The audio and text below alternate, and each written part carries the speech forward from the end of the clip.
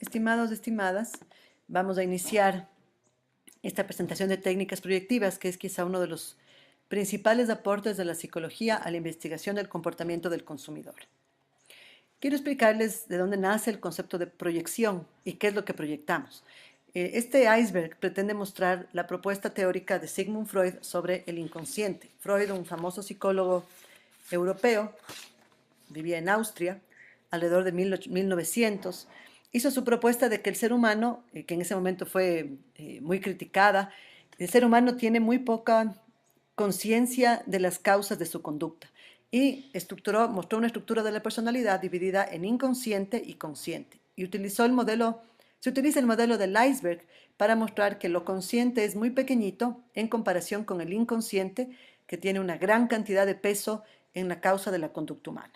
El inconsciente es una parte de la personalidad que contiene recuerdos, conocimientos, creencias, sentimientos, pulsiones e instintos de los cuales no somos conscientes y determinan nuestra conducta de manera poderosa. Freud sostenía que para entender la personalidad hay que llegar al inconsciente, pero el inconsciente disfraza el material, generalmente tiene muchas cosas que no son aceptables. Por ejemplo, aquí están las pulsiones, los instintos, los deseos, que para acceder a la parte consciente son disfrazados o son reprimidos, que también es otra posibilidad. Freud utilizaba para llegar al inconsciente técnicas como la hipnosis, como el análisis de sueños, como el análisis de chistes, como el análisis de frases tipo lapsus, los lapsus lingüe freudianos, en que la persona quiso decir una cosa y dijo otra. Para él esto no era una simple equivocación, había que analizarlo. Pero también se empezaron a utilizar, con el mismo principio, técnicas proyectivas, que lo que buscaban era proyectar aquello que está en el inconsciente para permitir que acceda al consciente para poder entenderlo. Entonces, también he querido mostrarles en este gráfico que tenemos, en la teoría freudiana de personalidad también hay tres elementos. El ello, totalmente inconsciente, lleno de pulsiones. El yo, que establece esta especie de mediador entre los impulsos del ello, y el super yo, que es la norma, la regla. El ello funciona por el principio del placer, el yo por el principio de la realidad y el super yo por el principio del deber. Entonces, nuestra estructura de personalidad está basada en estos tres, y para Freud, para entenderla completamente, necesitamos entender primero el inconsciente, que es el más difícil de entender, la parte del ello, y la parte inconsciente, que es la más difícil de entender. Otro elemento importante dentro de la proyección es que para algunos autores como Carl Gustav Jung, no tenemos solamente un inconsciente individual, sino un inconsciente colectivo. Jung es un discípulo freudiano que se separa de la corriente inicial y hace su propia propuesta, afirmando que no solamente tenemos un inconsciente individual que lo reconoce, sino también un inconsciente colectivo, que es universal, un conjunto de ideas, sentimientos, imágenes, símbolos que heredamos de la raza humana en general, e incluso de los ancestros más remotos. Este inconsciente colectivo lo comparten todos y se manifiesta en conductas que son comunes en diversas culturas: el amor a la madre, la creencia en un ser supremo, el miedo a la muerte, el respeto al anciano. Entonces, Jung habla de que tenemos no solamente un inconsciente individual, sino un inconsciente que compartimos con los demás, con toda la raza, lo que se explica al analizar, por ejemplo, el arte, la literatura y la mitología, donde puedes ver tú ejemplos de patrones muy similares en culturas que nunca tuvieron contacto, pero que tienen los mismos arquetipos. Vamos a hablar de arquetipos más adelante, pero quería darles el concepto de inconsciente colectivo. Una técnica proyectiva, entonces, ¿qué es lo que hace? Una técnica proyectiva busca acceder al inconsciente, hacer que lo inconsciente se proyecte, salga y lo podamos entender de manera consciente. Entonces, básicamente lo que hace una técnica proyectiva es presentar un estímulo ambiguo o hacer que la persona lo cree, lo produzca, ambiguo de tal forma que puede ser interpretado de muchas maneras. Una mancha de tinta es el típico, el test de Rorschach. Una mancha de tinta puede ser interpretada de muchas maneras. Simplemente la persona, cuando la interpreta, va a proyectar lo que tiene adentro, va a mostrar lo que está en su interior. Esa es la idea de la proyección. Entonces, lo que van a hacer es detectar reacciones emocionales frente a un objeto de estudio. Entonces, la técnica proyectiva no va a lo racional, no va al lóbulo frontal, va a la parte emocional. saca a la conciencia lo inconsciente, lo que habíamos mencionado, permite un acceso al inconsciente, permite que las ideas de las cuales el consumidor quizá no tiene mayor conciencia, no las está reflexionando, salgan. Facilita un discurso más creativo con menos estereotipos. La proyección permite la imaginación, tiene menos.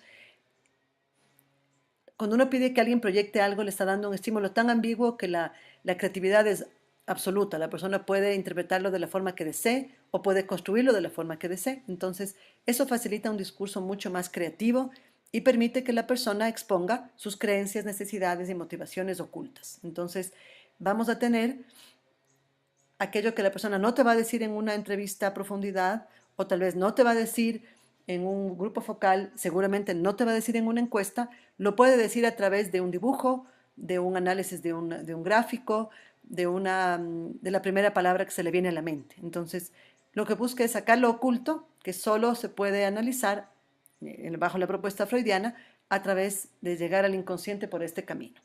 Y además, lo proyectivo también te puede ofrecer formas interesantes de expresión no verbal. El análisis de dibujos, los dibujos creados por una persona, el análisis de fotografías o la creación de fotografías, como vamos a ver. Entonces, permite formas de expresión no verbal que lo verbal siempre está más matizado por el control del lóbulo frontal. Lo no verbal es más emocional y permite mayor acceso a lo inconsciente. Algunos ejemplos. Hay técnicas que construyen, ¿sí? Por ejemplo, le pides a la persona que pienses en un planeta.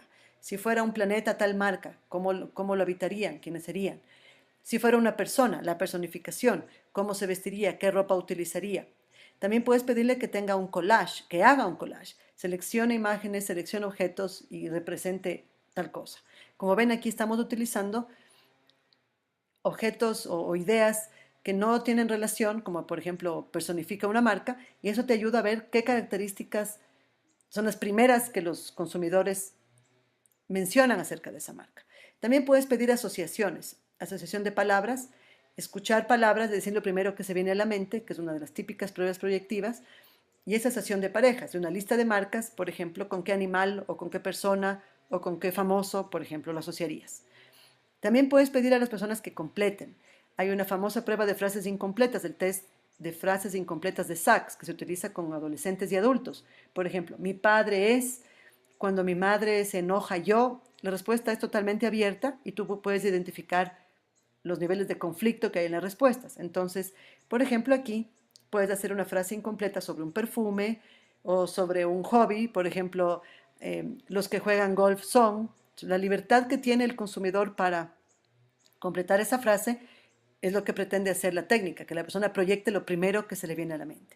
También puedes contar una historia, la primera vez que usé esta marca, cuando no he podido adquirir esta marca o las sensaciones que tengo con esta marca. También puedes hacer unas técnicas de expresión, haciendo que la persona represente roles.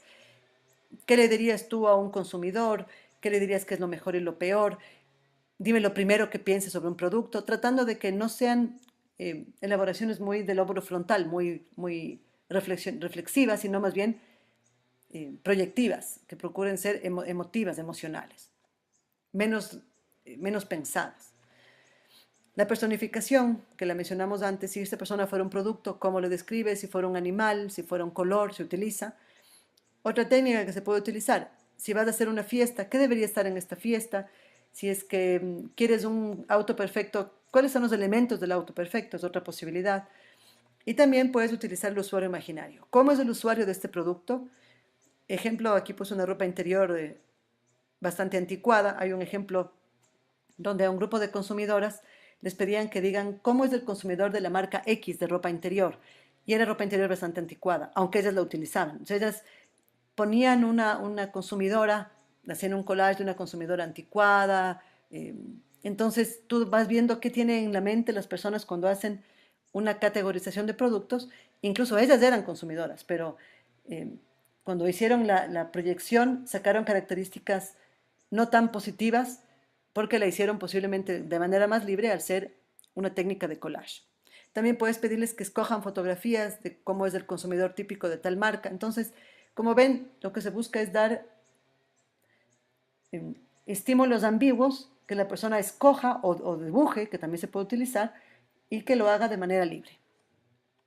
Ejemplos, diga la primera palabra que asocia. Aquí estamos hablando de transporte público y ¿cuál es la primera palabra que usted asociaría? ¿Es veloz? ¿Es cómodo? O puedes pedirle la primera palabra cuando piensas en una categoría de productos o en las características de un producto. Se califica generalmente o se analiza considerando el nivel de conflicto de la frase, la dificultad que tuvo en encontrar una palabra, por ejemplo, el tiempo que se demoró y también la frecuencia con la que las personas dicen la misma palabra.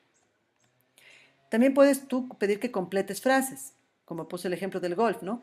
El perfume representa, lo más importante de un perfume es, una mujer sin perfume es, frases muy abiertas, donde la respuesta podría ser cualquiera. Lo que buscamos es que la persona diga lo primero que se le vino a la mente. Con esto quería darles una primera introducción y vamos a seguir trabajando en técnicas proyectivas. Muchísimas gracias por su atención.